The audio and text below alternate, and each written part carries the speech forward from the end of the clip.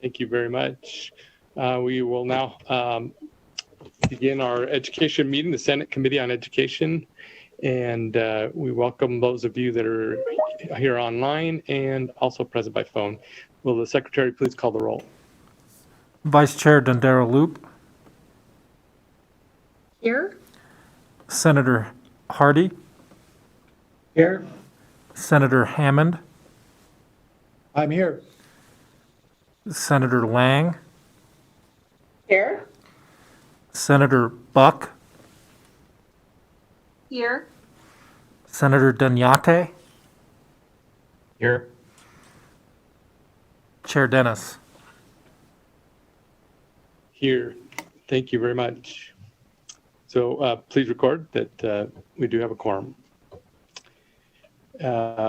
And then just a reminder on those that are on video, because I'm sure as we get going more and more, we're getting more people connecting. But keep yourself muted when not speaking. Committee information is available on Nellis, which can be accessed through the legislature's website. And you may watch our meetings not only through Nellis, but also through the legislature's YouTube channel. If you're testifying, providing public comment, please register to participate through Nellis. You will receive an email confirmation with call-in information. Detailed instructions for participating are available on the help page, linked in a banner at the top of every page on Nellis. When testifying, state and spell your name and affiliation, if any. We'll take public comment at the end of the meeting, and we'll limit that to 2 minutes per person. Feel free to submit written comments as outlined on the agenda by emailing or faxing them to the committee manager. You can also submit full comments in writing and briefly summarize them in spoken testimony. Courtesy and respecting our interactions. That's it on those preliminary items.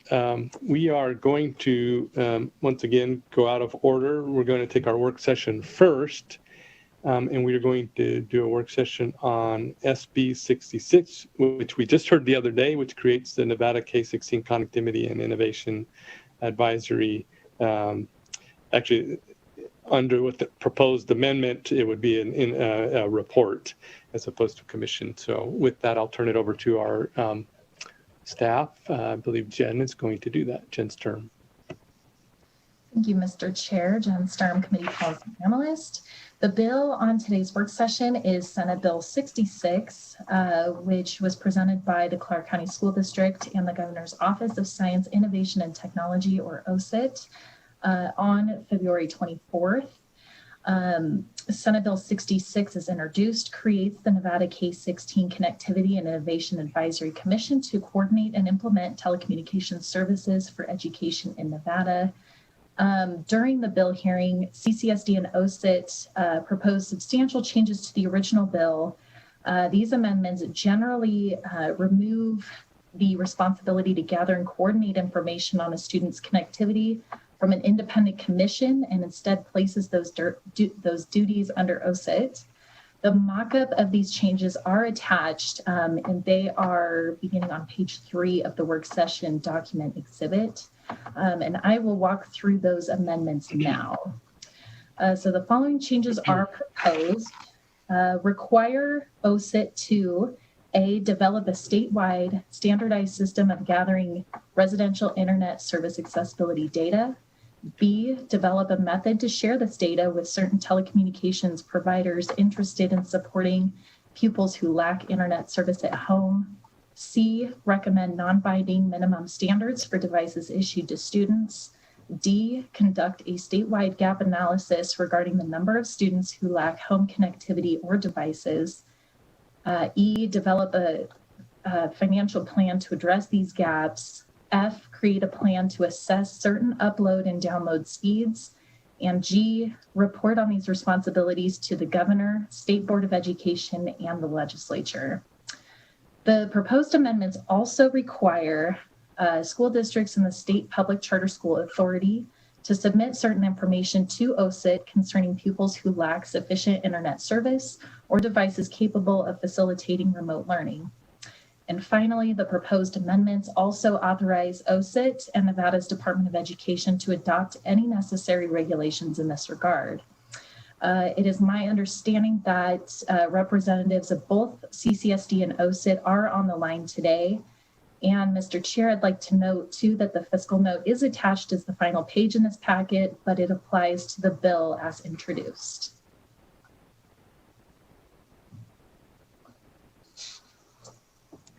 Okay, I see that.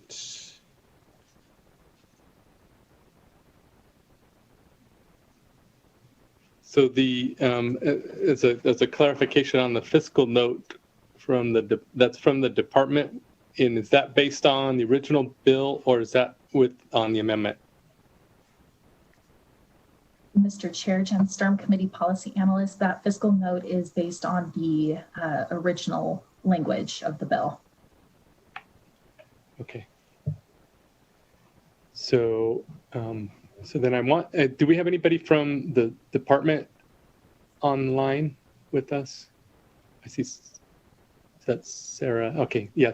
Ms. Nick, can you clarify on the fiscal note how that would change with the amendment?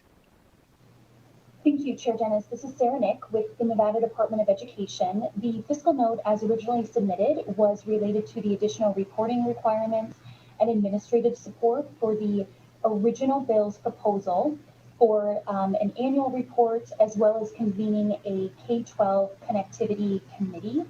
And then with Clark County, thank you again to Mr. Keating and also Mr. Mitchell for removing that committee. As long as the committee and the department's compilation of the report are removed, then there would not be a necessary fiscal note. Again, this is Sarah Nick from the Department of Education. And as long as the bill as amended does not have the annual reporting requirement compiled by the Department of Education, and we are no longer required to submit administrative support for this committee, then the fiscal note would no longer be needed. Great, thank you very much. I just want to make sure I clarified that. All right, committee members, questions? Just raise your hand if you do. If anybody has any? Yes, Senator Hardy and then Senator Buck. So I just wondered if you want a motion to amend to pass. I will want one in a minute, and I know the Vice Chair is chomping at the bit to do it, but let me see if there's any questions first. Senator Buck. Yes, just really quick before we go and vote on this.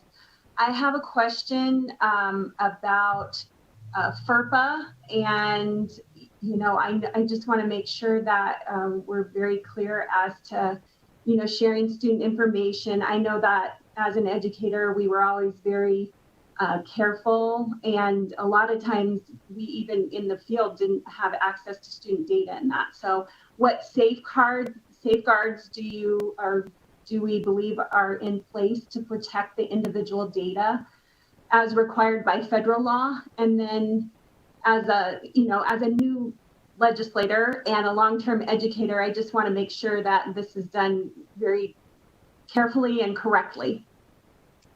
Thank you. And I believe we have Dr. Keating on the line. Let's start with him. If you could answer that, are you able to answer that question? Brad Keating, for the record, representing Clark County School District. I may ask Brian Mitchell to jump in here, but this is in the language we have ensured that everything, all information is FERPA compliant, and that we are following all of those federal guidelines so that none of that information was released. That was one of the difficulties in figuring out what information could be provided earlier on in the year as we looked to provide access to students to internet and MiFis and all that fun stuff. So we will continue following all FERPA rules and regulations when providing any kind of student data. Okay, so Mr. Mitchell, you want to chime in a little bit here? Good afternoon, members of the committee and Chair Dennis, and thank you, Senator Buck, for the question. And I'll just reinforce what Mr. Keating said, that everything that we do will be in compliance with FERPA. And you'll notice on page 4 of the mock-up, lines starting on line 6, And then again on page 4, starting on line 23, it requires OSID to carry out its duties in accordance with FERPA, and that continues on page 6 of the mock-up, starting on line 21. The report that we produce would also be in accordance with FERPA. And again, as Mr. Keating said, this was something that we got very familiar with during the presentation, or during the past when we were connecting students during this past summer. And so I know it's something that we will take very seriously moving forward. Thank you. Mr. Mitchell, while I've got you on the line real quick, one of the things that we had talked about, I believe one of our committee members had asked about doing a similar report for higher ed. Would that be a separate type report if that's something that we wanted to do? I don't know I can't remember where the discussion went on that particular issue. Brian Mitchell for the record, and I will I'll get started, and then I'll let Mr. Keating back clean up. I think this is a K-12 focused bill for a K-12 problem, and this is a K-12 solution.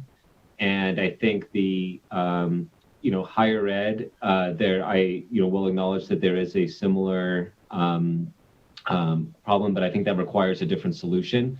And certainly I would be open to working with NSHE to produce a similar survey. I think one of the big differences is that NSHE is a single system, and so they can survey students and ask information of their, of the colleges and universities under their purview.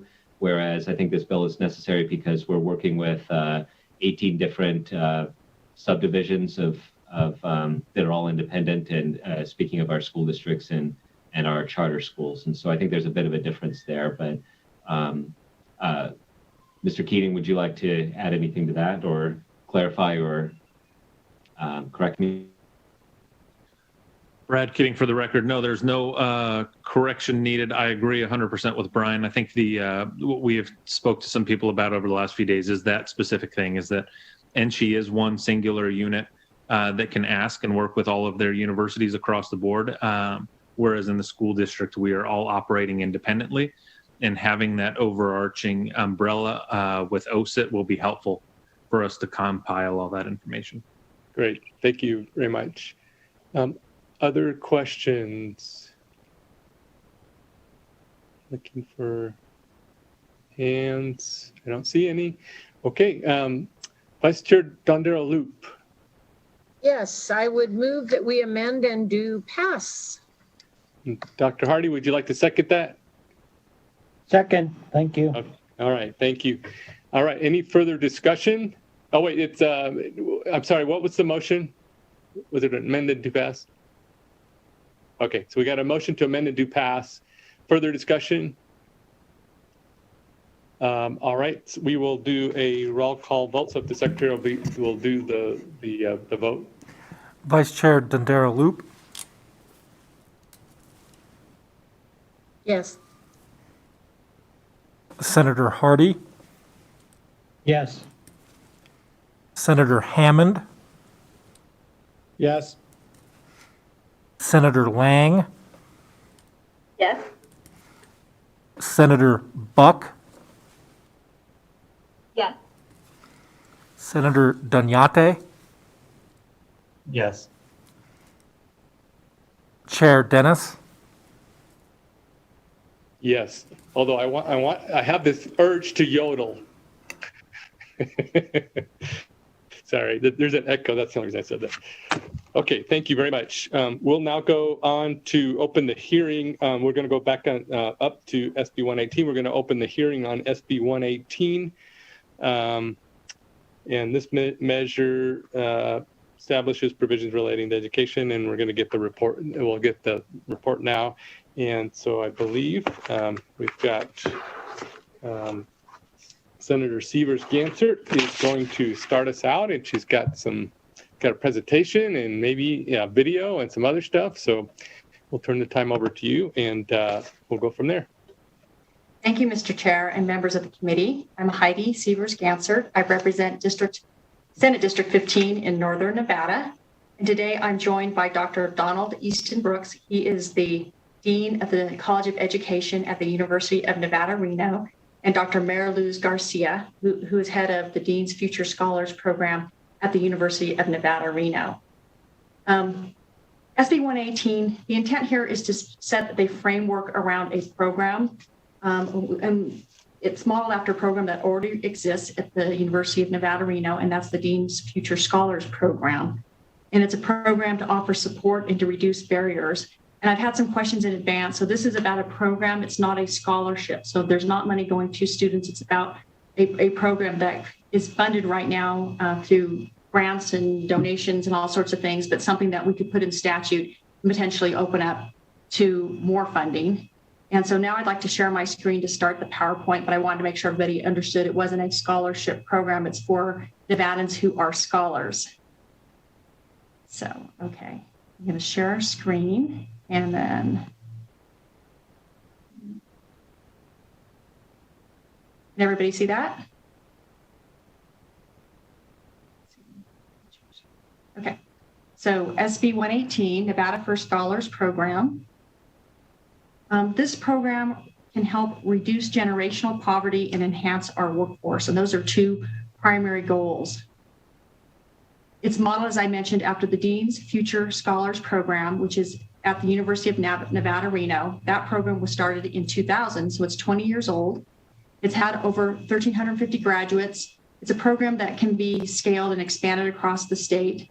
I'm going to go through some data and an overview of the program now, and the information I have is based on their 2019-2020 DFS Stewardship Report. As you can see, historically, low-income students and those from ethnically diverse backgrounds are highly underrepresented in higher education and are more likely to face academic, social, cultural, and economic barriers throughout their educational careers. The interventions of the DFS program are specifically designed to address these needs, and the longitudinal data of the program has proven great success. That is their stated purpose. Current enrollment is 80 students per incoming class, and students start or they're identified in 6th grade. They're low-income, first-generation students, and they're typically referred by teachers and principals and counselors, and it's a long-term commitment. So they start in 6th grade, and then they continue all the way through high school, a little bit beyond, and potentially while they're participating in higher ed. And out of their, again, their stewardship report, you can see they had 467 students total, and that's because the cohorts are for 6 years. So if right now they're starting with 80 students a year, but when you expand that out to 6 years, it's more. So 91% are students of color, 53% participated in ELL programs, 10% as special ed, 11% children in transition, 49% of students' fathers had less than a high school education, and 57% of students' mothers had less than a high school education. So again, this is really about students who have potential, who potentially could go to higher ed, but may not even have it in their radar. And it starts in 6th grade. There's 3 main components, the first being mentoring, then summer programs, and then finally the youth college internship program. The mentors are near peer mentors. So 84% of the mentors who are participating in Dean's Future Scholars have participated in it since 6th grade. Typically, the mentors contact the students twice a month for 15 to 20 minutes. They focus on the students' academic progress, social lives, and college and career goals. And they're also trained in child abuse reporting and suicide awareness. This has a little outline of what happens during the summer enrichment program. So again, they happen every summer for between 3 and 8 weeks. After 6th grade and 7th grade, there's enrichment programs. 8th, you've got classes, health and computing, then some geometry and algebra, and you can see across the board. And then finally, after they graduate from high school, and their graduation rates are much higher than average, they do a youth college internship program, and I'll go over that a little bit now. That program starts out with some leading and bonding opportunities. Then they actually take a couple of courses. One is designed to help them with time management, studying strategies, and provide exposure to on-campus resources. And then they also take another 3 credit elective. And then they work on campus for about 100 hours during the summer.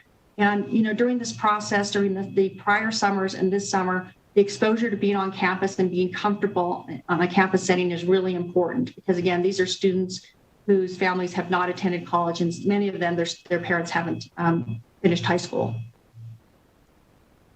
You can see the difference here in graduation rates. And so this is over about a 5-6 year period. And based on the 2019 data, you can see that the graduation rates between other students who qualify for free and reduced lunch and for the Dean's Future Scholar students is about 16%. So it's significantly higher. And then on average, it's about 9 points higher.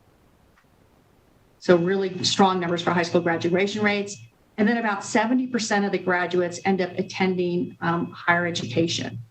And you can see there they go to college, workforce, trade school, and military. But again, 70% do end up going to college or attending higher ed, whether it's University of Nevada, Reno, maybe TMCC, or maybe Western Nevada College, because this program's based in the north. Most of them attend schools in Northern Nevada.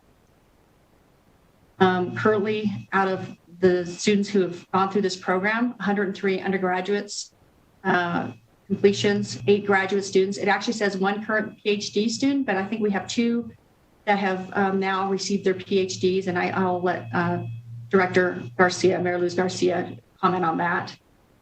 Let's see. Oh, actually, we have 103 current students, 140 bachelor's degree, 28 master's degree, and then 2 doctoral degrees. So the 1 current PhD student is now has completed his degree. I misread that. Thank you. The average cost is about $1,000 a year, but in total, during the span of this program, it's about $16,500 because of some of the summer programs and the units that they earn towards the end. So Dr. Garcia can talk more about what their budget is, but when you think about a student in 6th grade who may never attend college, and this small investment really sets them and their entire family on a different trajectory.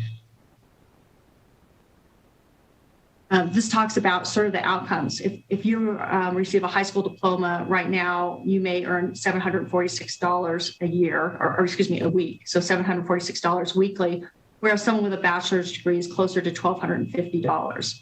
And this is from the Bureau of Labor Statistics for 2019.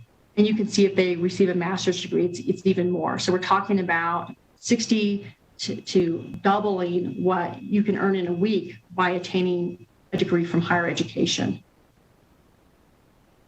And this chart's about critical absenteeism right now. Washoe County School District published a report or presented it last week, and I thought the information was really important.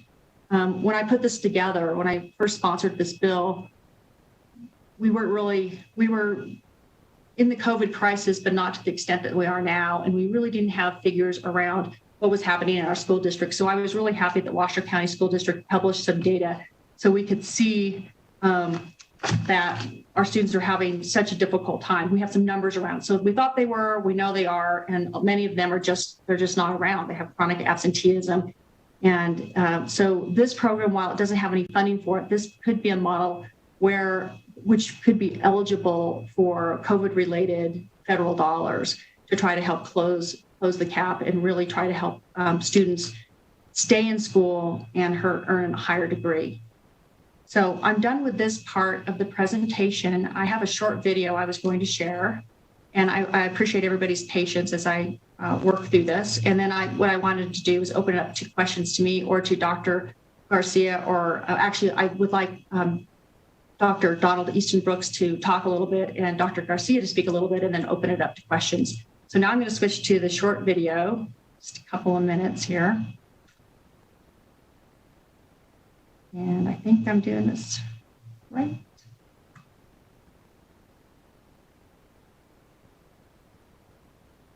Becomes kind of a springboard to anything being possible.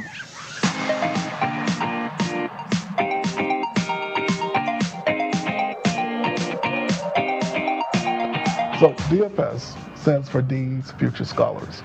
And the program is a pathway program, and it really is a mentor program that assists children in getting to college. and I work with students who typically might not think about college as an option. We stay with students through middle school, high school, and into college. We focus on low-income first-generation students. Our primary goal is to help them graduate from high school, and we help them pursue whatever it is that they want after high school. Some choose to go to the military, some choose to go directly into the workforce, but many of our students choose to go out to a four-year college or a two-year institution. We selected our first group in April of 2000. We brought them on campus May 3rd of 2000. There were 47 sixth graders, so that's how the ball got rolling. I'm pausing for a moment because this video is longer, so I wanted to fast forward to where we were going to start it so that we can reserve some more time for questions.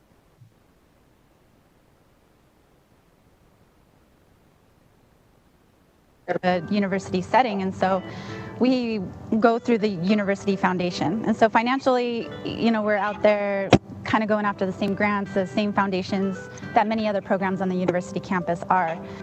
Funding's always an issue, so the generosity of individuals as well as the hard work of grant writing has enabled the program to continue to grow and be successful. The future for DFS really is exciting to think about. I don't know what it entails, but this is our 20th year, and we came from a little storage closet in the dean's office 20 years ago. And so it really would be a beautiful thing to see another 20 years pass, to see the next generation of students come through, to see more and more folks entering the workforce and becoming leaders in their organizations and industries, and seeing the larger ripple effect. If it wasn't for DFS, I don't think I would even go to college. I mean, I'm a first-generation high school graduate, and now I'm the first in my family to get an associate from TMCC, and I'm going to be the first in my family to get a bachelor's from university. It's absolutely important to every child. There cannot be barriers related to wealth. There cannot be barriers related to family circumstances. All children need a good, strong education. Because it means we're building future leadership, future dynamics of how we could improve our education system, our community, our services, our support systems. If we don't provide for this population an opportunity to be successful as a nation or even as a community, not really living up to our potential as a whole. I'm super thankful for DFS. I don't think I'd be in the same position I'd be in if it weren't for them. It evolved from just a program of trying to get kids excited about education to really fulfilling their career dreams. It built me into being a better person. It built friendships. DFS is just like a family. 20 years.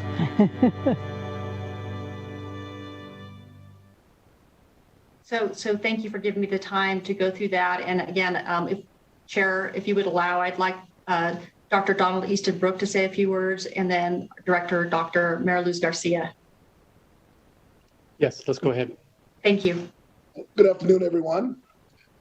I will try to keep this short. I'm not known for saying a few words, but I'll try to keep it few for everyone here.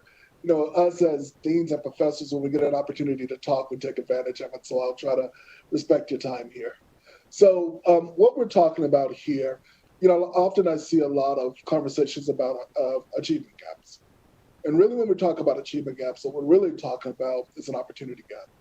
When we suggest achievement gap, we're suggesting that there's a difference in knowledge between groups of people. And I wouldn't agree that there's a difference in knowledge. I think that there's a difference in opportunities that people have to demonstrate and share their knowledge.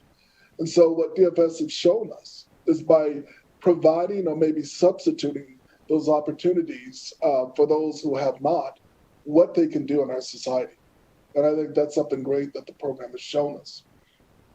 I've had an opportunity to work in higher ed for about 25 years. And before this, I actually was a school teacher myself, and I was a counselor in another life as well. And through this work, I've really have paid attention to those impoverished populations and those first generation populations. Over the last 7 years, I've worked in 2 different states, and I've created a pathway program. Myself, I went through a Upward Bound program. I did go through Head Start, an Upward Bound program as well. Those programs start from 11th grade to 12th grade.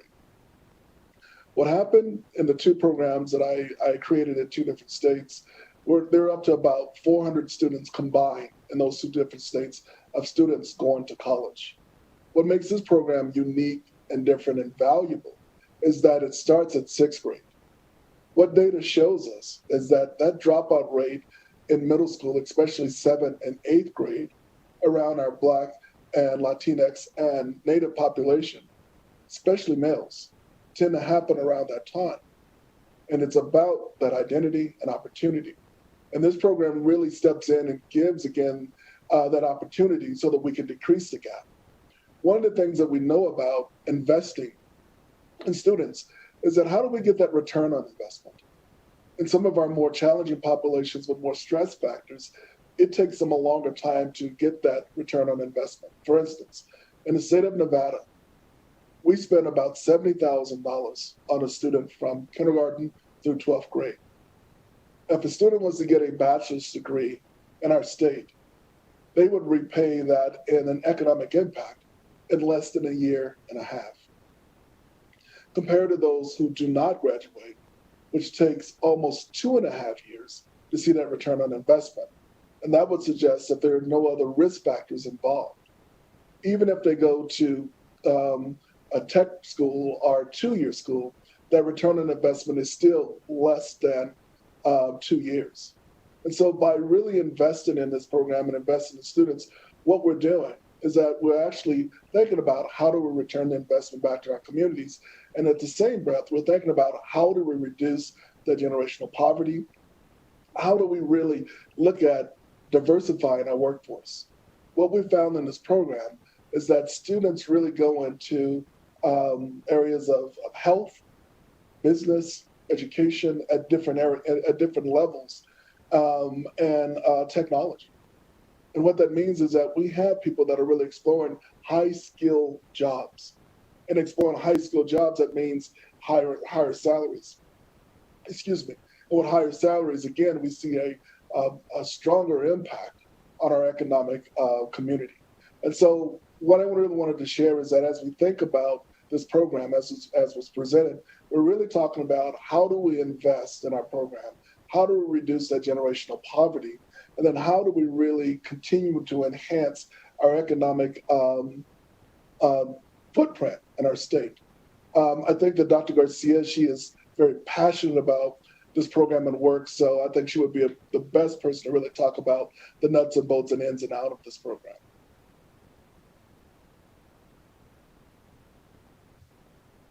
All right. Hello, everyone. Thank you. I'm excited to be here today. Thank you to Senator Sievers-Ganzert for her 8 years of support. She's always been super approachable and interested in the work that we do. In fact, one time I got a crazy idea to invite her over to my house to introduce her to a team of DFS mentors who were there for training in a potluck. And sure enough, she showed up and there she was standing in my living room talking to 25 UNR college students, and it was great. I remember her joking with me saying that she knew it was my house because of all the kid toys that were all over my front yard, and she found the house. And I am, in fact, a mother of 2. I have a 6- and 7-year-old who attend Hunter Lake Elementary. I know what it's like to be a mother during the global pandemic, and I had to juggle remote learning with children with special needs. I also know what it's like to be an educator during the pandemic, given that my position is, has one foot in K-12 and one foot in higher ed. So I know that we can all agree that it's been a tough couple years, and we know that Nevada families and businesses are struggling. And so what this year has kind of reaffirmed to me is that if we're going to be pro-business, we need to be pro-education, especially when budget cuts are happening and, things are tight. We need to be just as committed, if not more, to the cause. And so I'm drawn to this work because of my own upbringing and experiences. I'm the daughter of immigrants. My mother came to the United States when she was young from Mexico.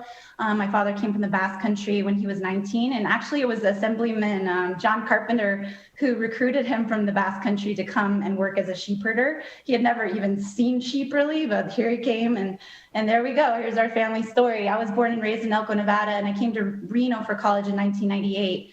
I liked college so much that I stayed in college for 22 years. I got my bachelor's degree in elementary education, my master's in school counseling, and I just finished my PhD in equity and diversity last year, thankfully, before the pandemic hit. I'm a huge advocate for education, and I'm very, very involved with the Washoe County School District and the University of Nevada, particularly in supporting diversity, equity, and inclusion efforts. All of my work has centered on working with Title I schools and students from high poverty neighborhoods. I have witnessed the power of college access, as my older sister was the first in our family to go to college, and it paved the way for the rest of us, including my own mother.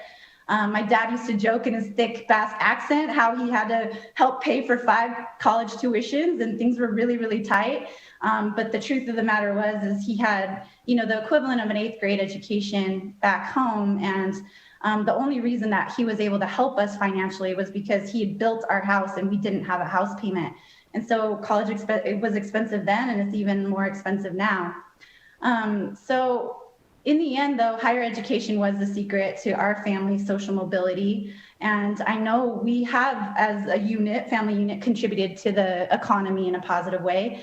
For example, my sister is one of the few bilingual librarians in Washoe County. My older brother works for the city of South Lake Tahoe doing snow removal and working for the parks. My younger brother works for Washoe County, puts up signs, helps keep our roads safe. And my mother earned a degree eventually, and she became a teacher, an ESL teacher for newcomers, and retired from Elko County. So I know no two stories are the same, but I feel like my story aligns with a lot of families in Nevada. And I know that promoting a diverse workforce and increasing social mobility should be a priority for all Nevadans. So as was already mentioned, 20 years, the DFS program has been helping underrepresented students like myself become the first in their family to access college and change the trajectories for their entire families. But in my opinion, this work does need to be intentional. You just can't hope that a well-qualified, diverse workforce is going to show up in your hiring pool or show up in your boardroom. It takes time, it takes energy and effort. It's a collaboration between all of us. And so if you would like for me to kind of zoom in more specifically on the DFS program, I'd be happy to do so. But I wanted to share my story just so you can kind of get a sense of the path that many of us face, but what is possible and what is achievable if given that opportunity, like Dr. Easton Brooks had mentioned. So I'd like to open it up if you have any questions about the program or anything about the first generation college experience. Thank you, Mayor Luz, and thank you, Dr. Easton Brooks and Dr. Garcia. So we are open for questions, but I do appreciate both of what both of you said, and then just that thought of intentional work. We can talk about what we want to be, but if we don't actually do the work and make a plan and do the work, we're not going to get there. So I really appreciate this program, and thank you, Mr. Chair, and we'll open it up to questions. So let me, before we start, just so I can clarify, the bill is looking to create a program similar to the one there at UNR. It's not asking for any funding from the state, but asking to create the program within the NC system and to allow for, if someone wanted to like donate, or if they want to get grants or those kind of things, they'd be able to accept funding into it, be able to do it. But unless there's any funding in there, even though it would be in statute, it wouldn't be implemented until funding is raised. Is that correct?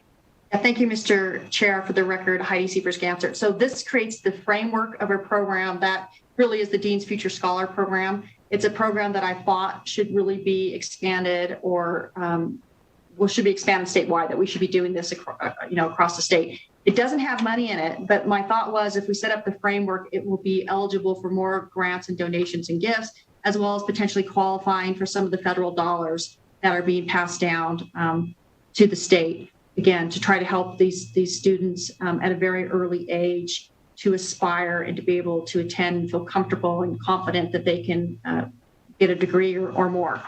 Thank you. Okay. Great, thank you. So committee members, Senator Dondarlu.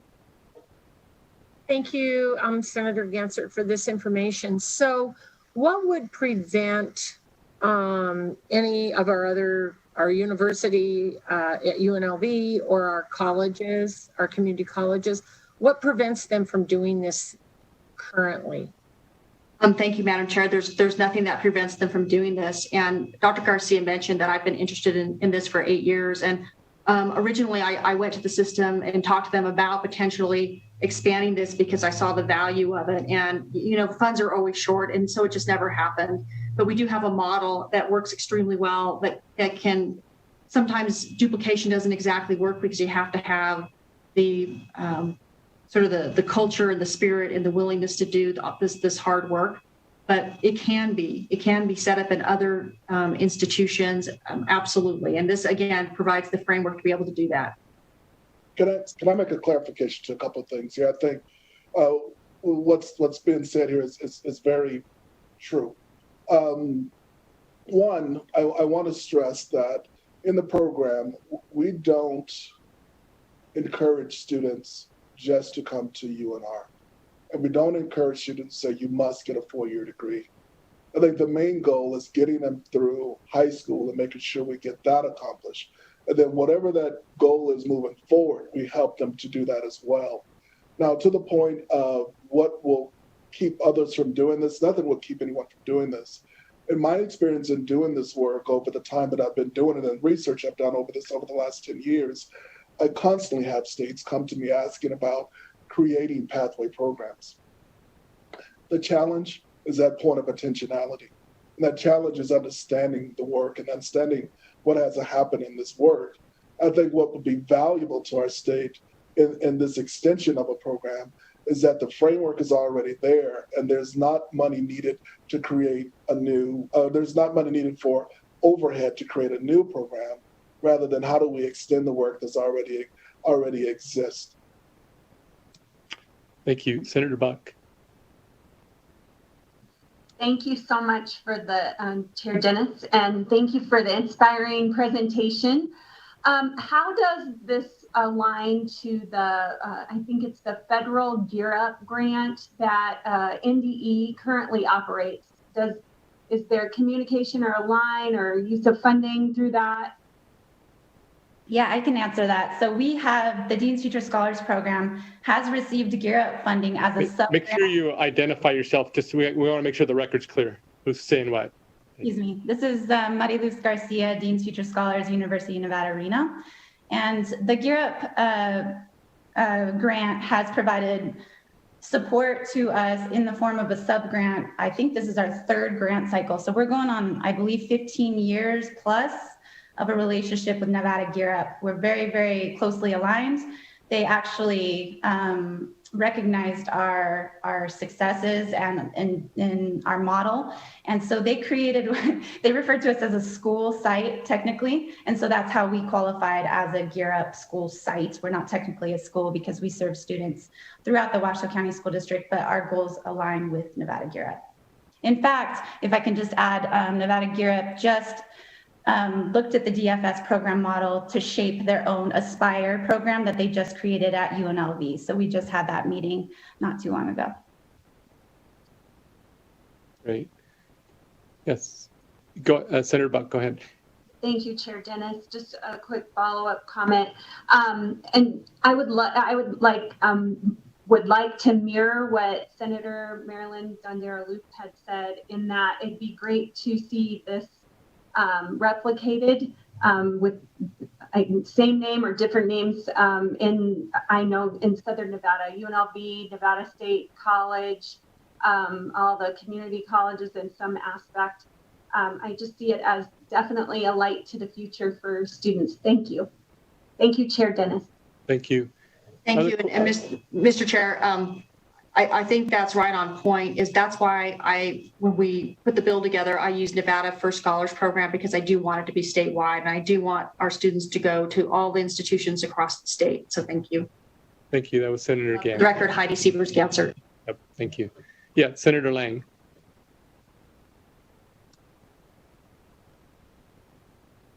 Sorry, Chair Dennis. Thank you. I had to find my unmute button. This question is to Senator Ganser. So I'm curious about what is the total cost to run the program for a year, let's say? Thank you. For the record, Heidi Sievers-Gansert. And so the information I have is limited, so I'm going to let Mary Lou's finish what I'll start. But my understanding is it costs about $1,000 a student to run the program, but in the end, it's about $16,500 because of some of the summer programs that they do. But Mary Lou's, would you mind, or Dr. Garcia, would you mind sharing information about your budget and your students? Sure. Maria Luz Garcia for the record. As was mentioned earlier, the mentoring that happens at the school sites during the school year is relatively inexpensive. You get a lot of gains for sending out the team of mentors out to the schools. But the expensive part is the summer program. We bus them, we feed them, we bring them to the university campus. And so that really is where we spend the majority of our budget. We do operate on a pretty lean budget, and we offer a lot for about $550,000 a year. It's tough being a soft-funded program, but we've made it work with different foundations, private donations, and collaborations with folks like Nevada State Gear Up, or in the past it's been Nevada Works, or things that have kind of funneled through the state. So we've made it happen in a creative way, but it's about $550,000 to run and do what we do. And this is Heidi Sievers-Gansert. So that's $550,000 for just about 500 students. Is that right? Correct. Thank you. So a follow-up question, please. Yeah, go ahead. Does that include, clearly you would have to add, does that include staff and all of that? Is that all included in that amount of money? Yes, this is Maria Luz Garcia for the record. We only have surprisingly 2 full-time employees, as myself and an administrative assistant. I told you we run lean. I feel like I'm a principal running an entire school during the summer months, but we make it work. It's not ideal, but I mean, if you really wanted to look at what the bare minimum needed is, you need a director, you need an admin assistant. And then our employees per se are 2 graduate students who serve as program coordinators, and below them, we have a team of about 25 UNR college students who serve as the DFS mentors, and we uniquely have a grow your own model. So after students graduate from the program, they can come back once they are attending the university or community college and give back to the program. Okay, so I'm sorry to hone in on this a little bit, but I think that if you're wanting this to be replicated statewide, these are the kinds of questions that those universities and community colleges are going to ask. So initially, if someone were to start up a program, they'd need a staff person, probably an assistant, someplace to work out of. And then what kind of assistance would, clearly UNR has had the program, so what kind of assistance would UNR provide as a mentor to that program? Would you like me to respond? This is sure. You're the expert. So I think one of the things that needs to happen is a direct communication or collaboration between the school district and the higher education institution. I don't think this would ever happen if we weren't working so closely with the Washoe County School District, and the university embraced us as much as they do. The funding is funneled through the University Foundation. So all of our grants and proposals and everything comes through that. The school district does not provide funding for us, but it is definitely a joint effort between the two. And that was Dr. Garcia, for the record. Thank you. Yeah, and so Mr. Chair, if you don't mind, I can follow up. Heidi Sievers-Gansert for the record. Yes, go ahead. Yeah, and so Senator Lang, this can be duplicated. I use that term carefully because I've had some conversations with Dr. Easton Brooks, and he made me aware that in other states it doesn't always work because it takes leadership. And if you've got to have the right person with the passion to do it, and of course you've seen Dr. Garcia has that. If there's someone in Las Vegas at NSC, UNLV, who could work with Dr. Garcia to and maybe a mentorship type situation to try to get it started, because it doesn't take that much money. But what they've been able to do over this 20-year period is grow their own, and that's part of the reason the expenses are low, because 84% of their mentors went through the program starting in 6th grade. So It takes passion in leadership, and it absolutely can be expanded or duplicated. And it makes a difference, again, in changing the trajectory of the family and really reducing that generational poverty that exists in so many families. This is Dr. Donnelly Brooks for the record. And one of the things as well, when you talk about the expansion rather than duplication, for instance, there are things that happen in the summer program that could be expanded rather than duplicated that will save money. Students in the summer program will take dual credit programs, for lack of a better term, in which they're taking high school credits and college credits. So if you can imagine that we have these faculty already set up, and all we need to do is connect students from any of the other universities or community colleges, we don't have to worry about that additional cost. It might be a half a person or whatever the case may be, but that additional cost. And also, as we think about that expansion piece, I think about Denver, for instance. Denver had a pathway program that was centered around teacher education. It really took them 5 years to really get to the point where they couldn't really duplicate it within Denver public schools, where they had to really just expand what they were doing at the University of Colorado in Denver, and then started looking at some of the other universities, and then started looking at some of the other communities in Denver to really kind of make it work. And so that's why that lens of saying, how do we expand what we're doing? Even in expanding what we're doing, there can be a framework for why this work is successful, but then there are cultural pieces that could take place in Clark County, in Vegas, and Henderson, or any other places that might make it strong. Even as we think about communities in ECHO, how do we expand that to the point that we can share resources and utilize resources to keep the cost down, but have a model that has liability, that's I don't want to get too technical with the stats terms, but reliability and its validity, that we know it works, and we know that if we repeat this model over and over again, that it works effectively. So that's one of the thoughts about how do we keep costs down.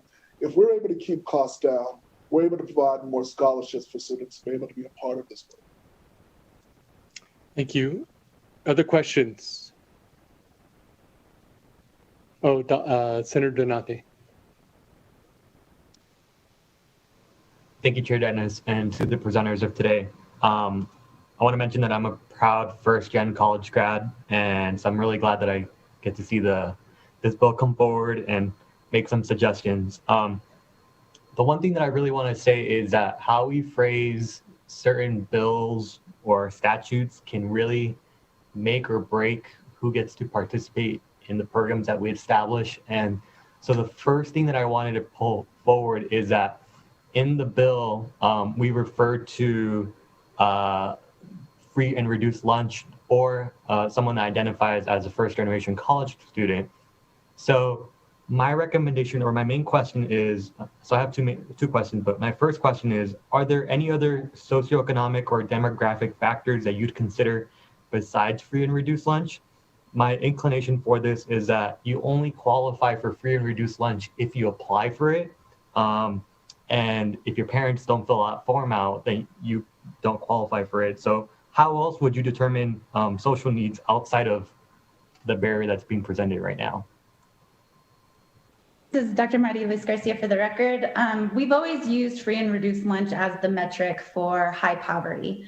One of the key factors for access is we've only worked with feeder schools, we call them, that are eligible or Title I eligible schools. So to give you an idea of how things have changed over the course of 20 years, when Dr. Sparkman started this program, there were 10 Title I schools in the Washoe County School District. You fast forward and there's 25 plus Title I elementary schools in the school district.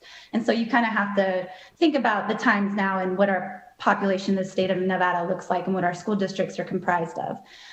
So we still use free to reduce lunch as a district because it is commonly used, and in the higher ed level, we use Pell eligible. It's just one of those things you can't really get around in terms of, income qualified students. But the first I really agree with you on how important language is. And one of the things that is often misunderstood or misinterpreted is the definition of first generation. So DFS, we adhere to the general definition that you are a first generation student if neither of your parents have earned a bachelor's degree. So there's a lot of different definitions out there, but that's the one we ascribe to. Dr. Donald Easton Brooks, I'd subset Dr. Donald Easton Brooks for the record.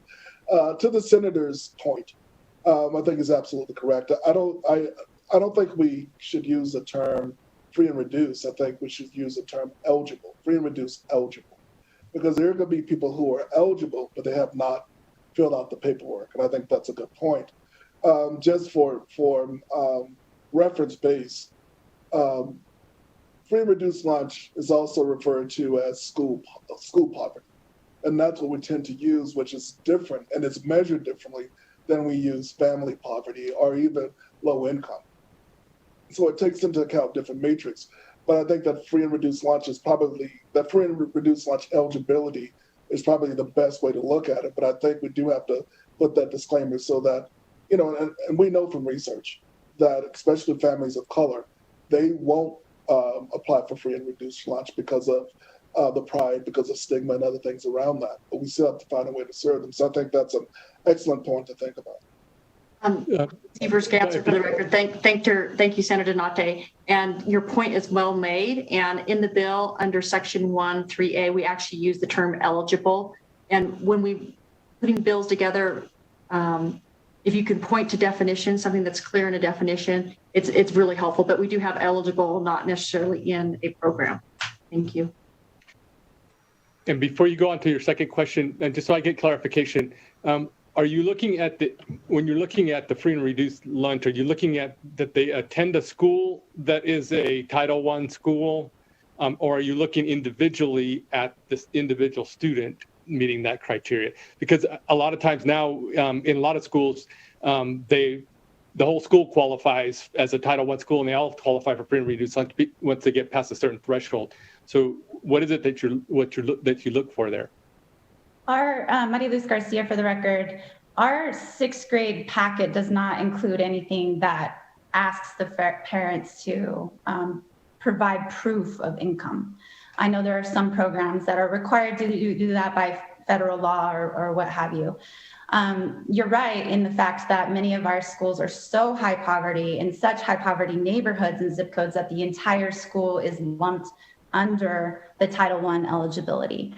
Some of our feeder schools have that. Some of our schools have, we're looking at, on a spreadsheet, Washoe County, when I was looking at the middle school configuration, which are the highest poverty middle schools, because all of our 6th graders left elementary school are now starting in the middle school. So you have to kind of evolve with it and just kind of see where the highest need is by zip code, essentially. It's not a perfect science, but what we do is we have the students self-identify. Obviously, the intake paperwork has parents share the level of education that they had.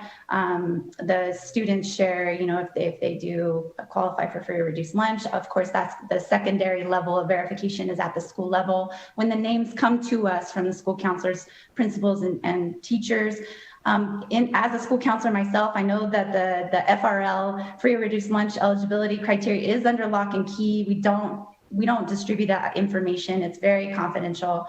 And so we just kind of stay away from that. And we just found other ways to make sure. But historically, 90% of our students are students of color. And most of our students are both first generation college students, as we define it, and eligible for free or reduced lunch. Great, thank you. Go ahead, Senator Donate, on your second question. Thank you for that clarification. My next question would be, could this program be expanded? So I know in the language it says mentorship, tutoring, programs and activities, including without limitations, to summer programs. Could this program be expanded to also include research programs for students that are interested in getting involved with research labs before they enter college? The beauty of a model that has a higher ed. Identify yourself. Maria Luz Garcia, I'm never going to get used to that.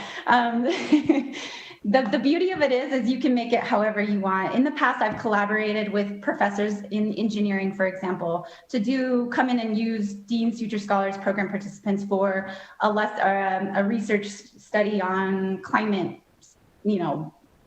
climate change, for example. We've had folks doing robotics with our students. All sorts of different collaborations can take place within the institution of higher education. We know research shows us that the highest level of math that a student achieves in their K-12 experience is a huge indicator for college enrollment, but college completion. So Dean's Future Scholars kind of embraced that best practice 15 years ago, and that's why we really push a hard emphasis on earning math credits during the summer months. Our students earn a year of math in 6 weeks. It's incredibly intense. They're taught by Washoe County School District teachers on the university campus. Every year our classes fill up. The interest and sense of urgency for these students to get ahead is phenomenal. And then, as Dr. Easton Brooks mentioned earlier, dual credit has been a game changer for us. So I'm always keeping my ears out at the state level to see what we can do to promote dual credit opportunities for all students, because it is such a tremendous opportunity in helping bridge that gap between the K-12 system and higher ed. Dr. Easton Brooks, for the record. And also to the senator's point, one of the challenges we have when we think about serving our students of color, or even our communities in which there are a number of risk factors, is that we think we have to reduce the curriculum. Research shows that the more robust and the more engaging and challenging you make the curriculum, the better these students do. So any opportunity to engage them in research, engage them in higher level thinking, we do. It goes back to my point at the beginning, that achievement gap argument. It's not a gap in knowledge, it's a gap in opportunity. And what we're finding is that as we provide these students opportunities, their ability to show their knowledge is incredible. There are a number of deans that are always contacting me saying, how do I get your students involved in research? Because they come with this framework and lens and confidence that they're able to kind of move that work forward. We have a number of programs on campus in which we have our students engaged. There's one program, I'm not gonna mess up the name, I'm kind of still new here, this is my second year here, but I saw students and some who are part of being Future Scholars present on research they did around health. And it blew me away, the level of these high school students and their ability to research and present around health as it related to their community. It was better than some master's students I've seen do this type of work. So that quality and level of rigor, I think, is important. And I think that's something that we should always hold our communities to. Let's stop thinking about it as an achievement gap, an opportunity gap. We do want to provide them in research because, and I'll let it go with this, is that we really want to provide them in research because oftentimes what we find, especially in communities of color, research is done on us rather than us being involved in that research. If we're involved in that research and involved in that conversation, we can better able to serve our communities and understand how to serve our communities, especially as it relates to education and health. Thank you. Any other questions before we go to support and other testimony? Yeah, Senator Lang. Thank you, Chair Dennis. So I just have one more question. And this is to Senator Sievers-Gansert. I'm trying to figure out, this is something, and I just say, let's see if I have this right. This is something we want to put in law. There's no funding attached to it, and people can do it if they want. Is that right? Thank you for the record, Heidi Sievers-Gansert. So yes, and what I can tell you, I can give you an example similar to this is we put the Knowledge Fund in statute in 2011 and we didn't fund it till 2013. And given the budget shortfall we're experiencing now, I didn't think there would be any room to be able to fund something like this. But you know, when you look at return on investment, it's huge. So it's really worthwhile. But then what's happened with all the federal dollars, I thought this is actually probably a really good program to put into statute because maybe there will be an opportunity, not necessarily for general fund, but for federal funds, and maybe for general fund if federal funds supplant some general funds. I mean, I'm not really sure how it's all going to shake out, but what I found in the past is if you put it in statute, more opportunities arise to be able to fund something like this, which is really quite inexpensive for what can happen, really, again, that trajectory for a family, for a student and for a family to really help them rise out of generational poverty and to enter our workforce, a stronger, more diversified workforce. Thank you. Thank you. Any other questions? Okay, we're going to go to hear testimony in support, opposition, and neutral on the bill. You're limited to 2 minutes per person, and we'll give you a little bit of a warning if you're getting close to going over. Make sure you state and spell your name for the record. So first, we're going to hear testimony in support of SB 118. And if BPS could add the first caller.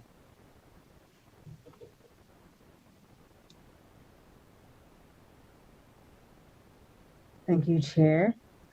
Anyone in support for SB 118, please press star 9 to be placed in the queue.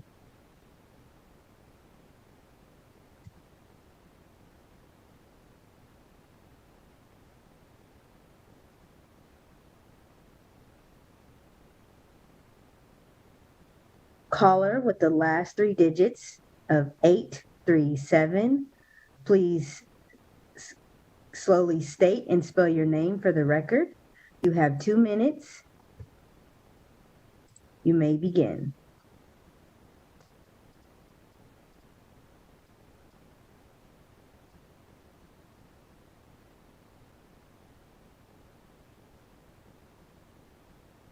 Hello, this is Kent Irvin. Can you hear me now? Yes, you may begin. Okay, thank you. Kent Irvin, E-R-V-I-N, for the Nevada Faculty Alliance, the statewide independent association of NC faculty. We work to empower faculty to be fully engaged in our mission to help students succeed. We support SB 118, the Dean's Future Scholars, is a wonderful model. It only needs funding to be extended to statewide. And of course, in a budget year like this one is probably not the time, but it is a wonderful program that we support. Thank you.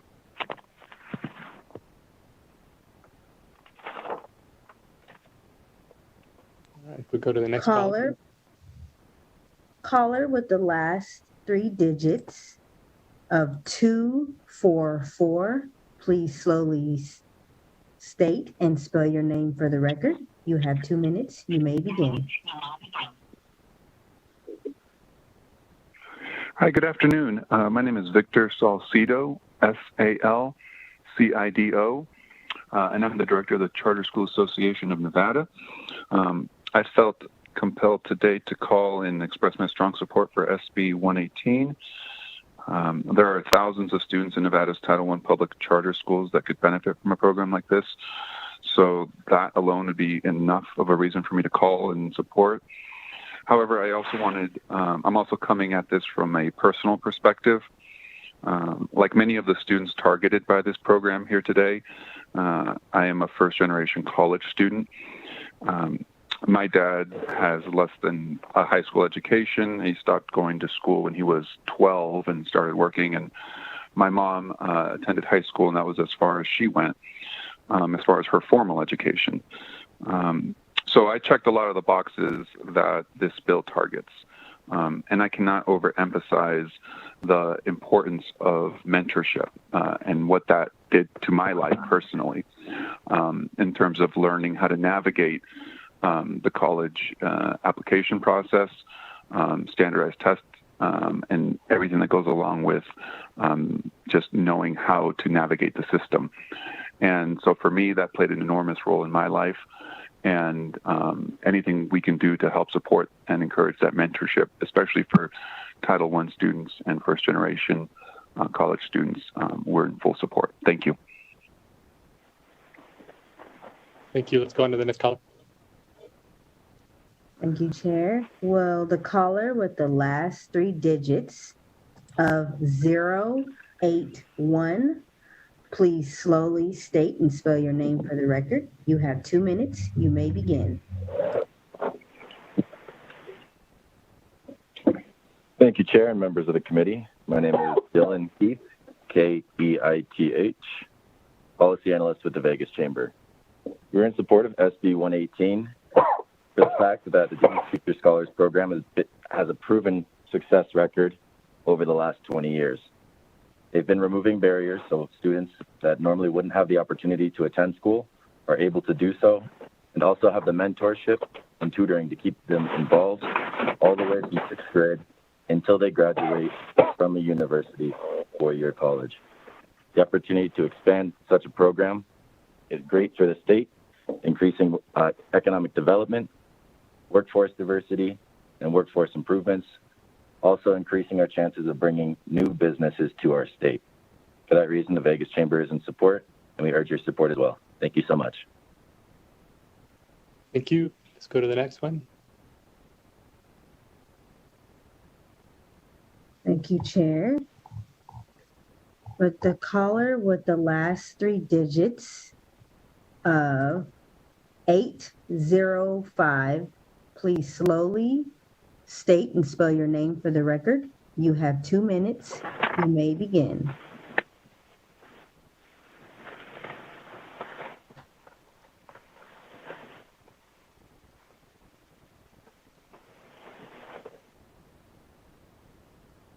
Caller with the last three digits of 805.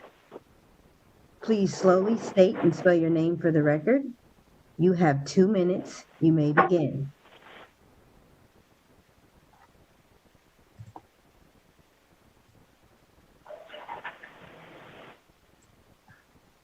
Sorry, caller with the last three digits of 805. I apologize. Are you able to hear me now? Yes. Thank you. My name is Ben Salko, BenSalkowe. I'm the principal for Equipo Academy, EQUIPO Academy. And I want to thank the chair and Senator Ganser for the presentation today and for the advocacy of this bill. Our school is a 6th through 12th grade public college prep school here in Southern Nevada. We've been very fortunate that while we are in Southern Nevada, we actually have been able to develop a very close working relationship with the University of Nevada, Reno and their admissions office. And while our students don't directly participate in their Scholars First program, our students do participate in their First in the Pack program. And their admissions staff has been so generous as to come down here in the summer and conduct college pre-orientation programs with our juniors to get them to apply, and with our incoming seniors to make sure that they start out strong. And as a school where the majority of our students are going to be first-generation college students, and where we prioritize getting every student a college acceptance, their partnership has been tremendous in achieving those goals, and especially their belief in outreach to middle school students and early high school students has been a game changer for our students, seeing it as possible to be successful students at the University of Nevada, Reno, and to be able to continue to pursue their education beyond high school. So we strongly support this bill. We appreciate the senators who are working on it, and we hope that this can be a model for programs here in Southern Nevada to increase the educational outcomes for our students attending UNLV and CSN and Nevada State College as well. Thank you. Thank you. Let's go to the next one.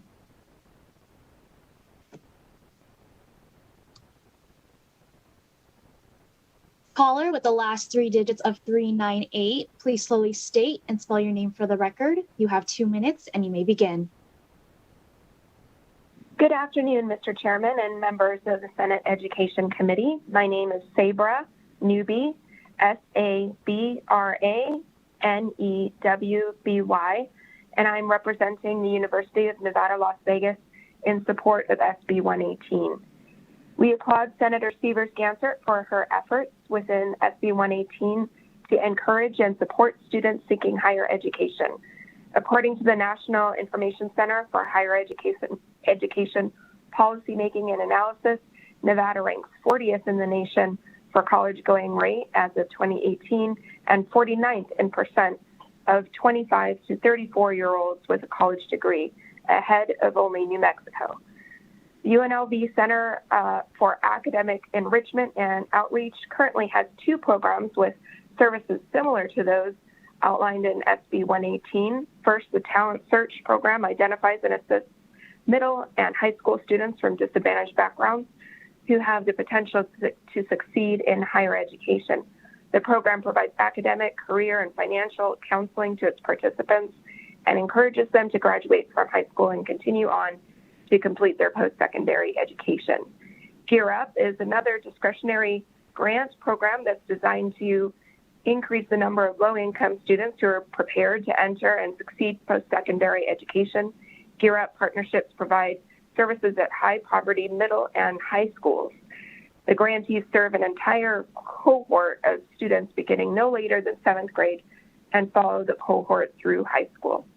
And finally, our UNLV multicultural program for STEM and health sciences is kicking off the Gear Up Aspire Scholars program this year.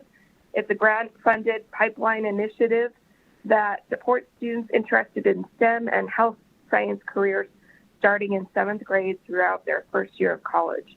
The target audience is students in Title I middle schools and high schools in the Clark County Schools District. While we do provide many of these services, we recognize that it is important to gather together these services and to boost them in hopes of boosting the college readiness and completion rate of our students in Nevada and help prepare Nevada for the future. Thank you. Thank you. Let's go on to the next one.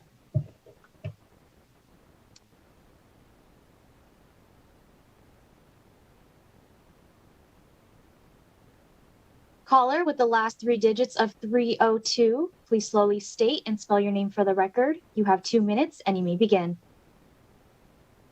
Hello, good afternoon. My name is Manuel Ortiz, M-A-N-U-E-L, last name O-R-T-I-Z. I'm just calling in support of Bill or SB 118. I am a former DFS student and current employee of the Washoe County School District. And I cannot emphasize enough the impact that a program like DFS has had in my life.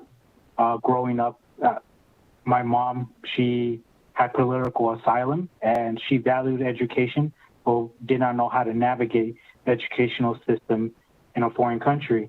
And so being able to have mentors that came into the schools and provided support in many different levels really helped me. And also being a first generation low income student at the university, there was many new things that I had to learn, many new spaces that I had to figure out how to navigate. And having those mentors be there and help me gave me a sense of belonging, which I truly believe helped me achieve my goal of not only receiving my bachelor's, but even achieving my master's degree, which I just got in December of last year.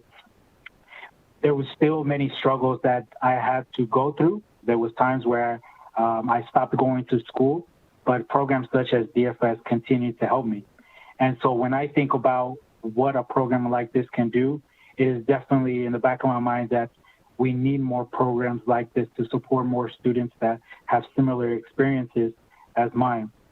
We need to figure out ways to be intentional with that work, as it was mentioned earlier, to figure out how we can better provide the resources necessary to help students that may identify as myself.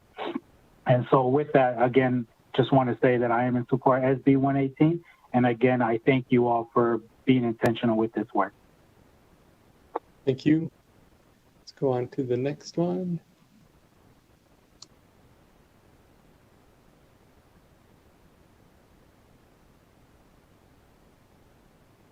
Caller with the last three digits of 853, please slowly state and spell your name for the record. You have 2 minutes and you may begin. Good afternoon, members of the committee.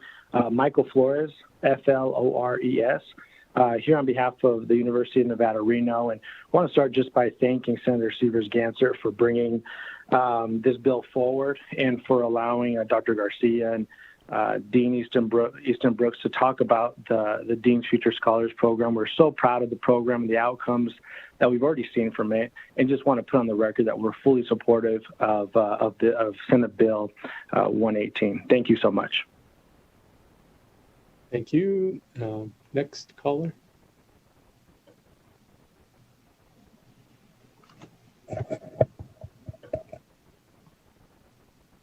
Caller with the last 3 digits of 833, please slowly state and spell your name for the record. You have 2 minutes and you may begin. Good afternoon, committee. My name is Sione, Sione, Lavaka, Lavaka, and I'm calling in support of SB 118. I, too, am a DFS alumni.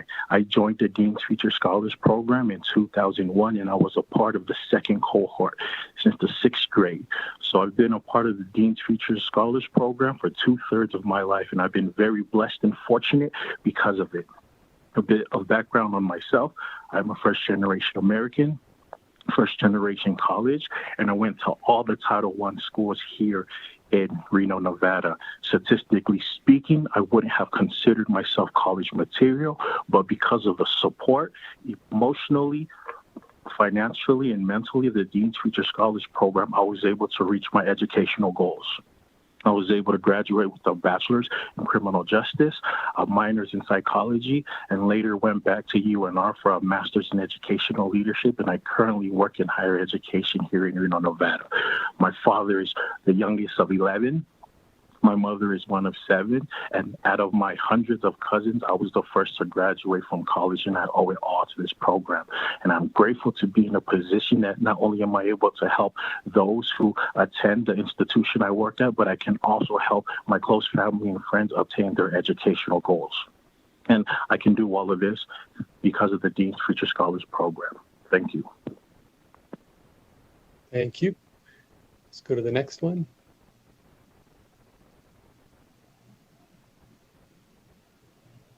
Caller with the last 3 digits of 024, please slowly state and spell your name for the record. You have 2 minutes and you may begin. Good afternoon. My name is Matt Aguirre, Aguirre. I'm calling in support of SB 118. As some of the other callers have mentioned, I am also a DFS alumni. I've been with the program since it started back in 2000, so I'm part of the original cohort. I give DFS a lot of support in the event because I would not be where I am today due to it. So in Senator Gansert's slides, there was a doctoral student that earned a doctorate degree. That's me. So I would not have earned that doctorate, let alone a bachelor's degree, if it was not for DFS. I had a mentor in high school that pushed me to go to UNR and apply to UNR. I had no ambitions to go anywhere past high school. My goal was just to graduate with my high school diploma, and who knows where I'd be now if that was the case. But fortunately, mentorship has been the strongest component of the program for me. As well as when I went to grad school, as you saw in the video, Bob Edgington and Patricia Miltenberger, they were my mentors in my graduate education along throughout. So I attribute a lot of everything that DFS has done for me, and even with my career trajectory now, all I want to do is help people. I work at the University of Nevada, Reno, with graduate recruitment. So now my goal is to get more DFS alumni into the graduate education. So that's kind of my goal right now, as I want to be able to give back to the program as much as I can, as it did so much for me, especially with where I'm at now. And so I just am in full support of this program. I am a first generation student. No one in my family has earned a degree as of yet. I'm hoping that will change soon. But I just wanted to share that experience with you all. And I do thank you all for listening to us all as well. Thank you. Thank you. Let's go to the next one. Chair, there are no more callers in support at this time. Okay, we will now hear testimony in opposition to SB 118. Please add the next caller for that. Thank you, Chair. To testify in opposition on SB 118, please press *9 now to take your place in the queue.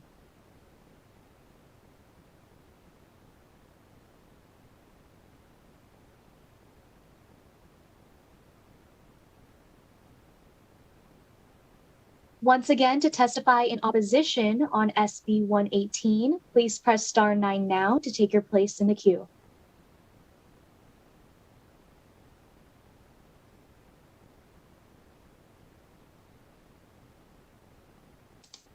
Chair, there are no callers in opposition at this time.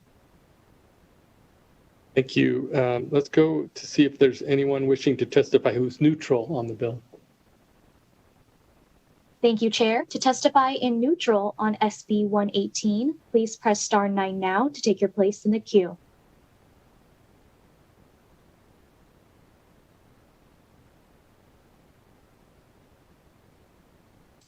Caller with the last 3 digits of 023, please slowly state and spell your name for the record. You have 2 minutes and you may begin. Hi, this testimony is actually in support of Senate Bill 118. I apologize. Hello. Thank you, Chair Dennis and members of the committee. My name is Brenda Pearson, BRENDAPEARSON, and I am here representing the Clark County Education Association. CCEA engages in bipartisan advocacy for advancing public education in Nevada. CCEA is testifying in support on Senate Bill 118 and thanks Senator Sievers-Gansert for bringing forth this bill. The statewide expansion of the Dean's Future Scholars Program will help to bridge the equity divide of students who transition into post-secondary education. In 2019, there was a 12% difference between the graduation rates of Caucasian and minority students in the NSHE system. Despite the COVID-19 pandemic, enrollment statistics in post-secondary are dropping.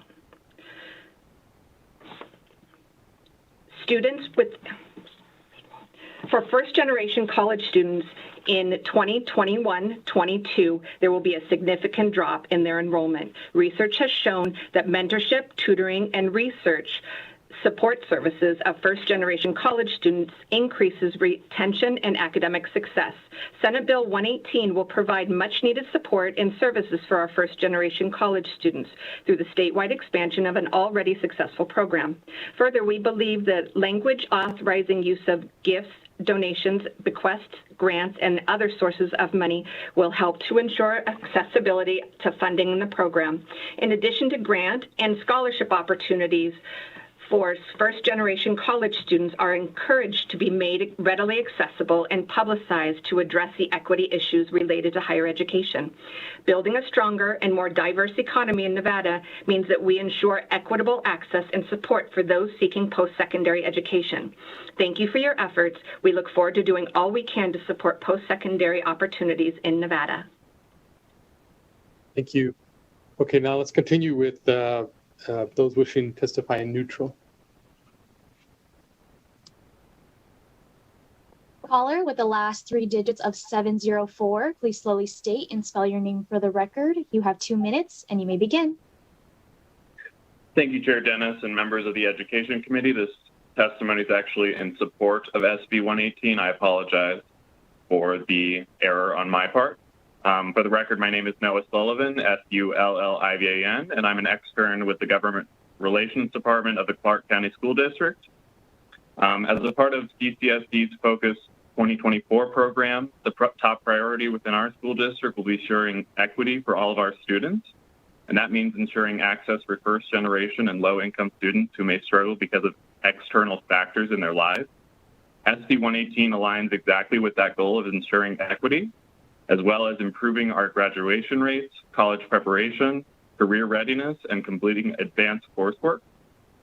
Our team has been in contact with the University of Nevada, Las Vegas, voicing our support for SB 118 and the goals it sets out. We value any program that will improve the outcomes in such a focused effort.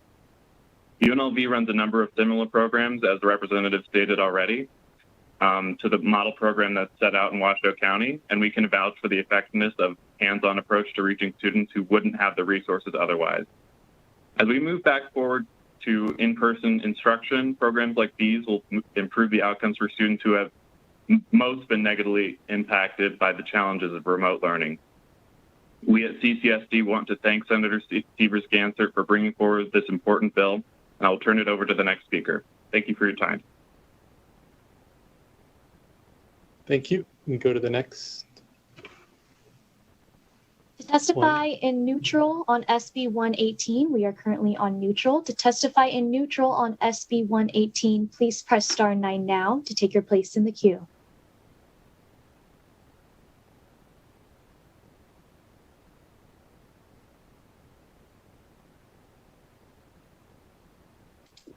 Chair, there are no callers in neutral at this time. Okay, thank you. Hopefully we've caught everyone. I know with the technology, sometimes it can be a little challenging. So hopefully we were able to get all the testimony of all the ones that we needed to.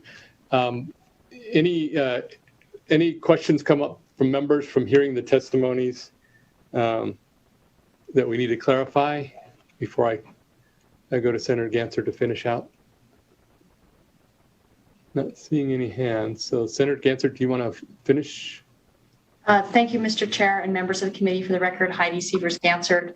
I want to thank you for indulging us today and the time that you've granted us. I want to thank Dr. Garcia and Dr. Easton Brooks for helping to present today. And just kind of remind everybody of some of the words we heard today. We heard equity, access, opportunity, and workforce. We really want to help lift these students up. And again, if we can put this framework into statute, potentially we can put more money towards it later and also have more opportunities for grants and gifts. So thank you for the time today. I would appreciate your support. Thank you very much. So with that, we'll go ahead and close the hearing on Senate Bill 118. And we'll move to our next item of business, which is public comment. If we could have BPS get us set up for public comment. I know we're going to give people just a pause here for a second to allow that to happen. Thank you, Chair. If you want to participate in public comment, please press *9 now to take your place in the queue.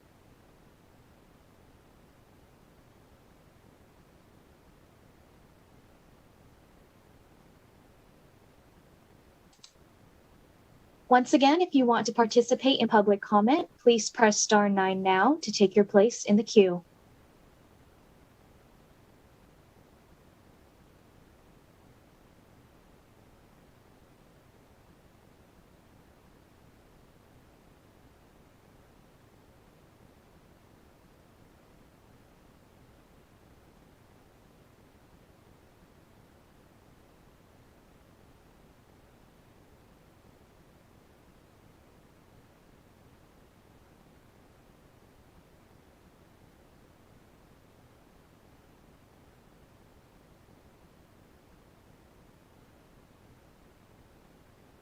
Chair, the public line is open and working. However, there are no callers at this time. Okay, thank you very much. Hopefully we got everything. If there's anything that we missed, let me know before we finish here. But otherwise, we are scheduled to meet on Wednesday. We do have a bill, I believe, and we're still waiting on more bills. So hopefully we'll get some more here soon. With that, I have no further business to come before us. So we will go ahead and conclude our meeting for today. Thank you, everyone.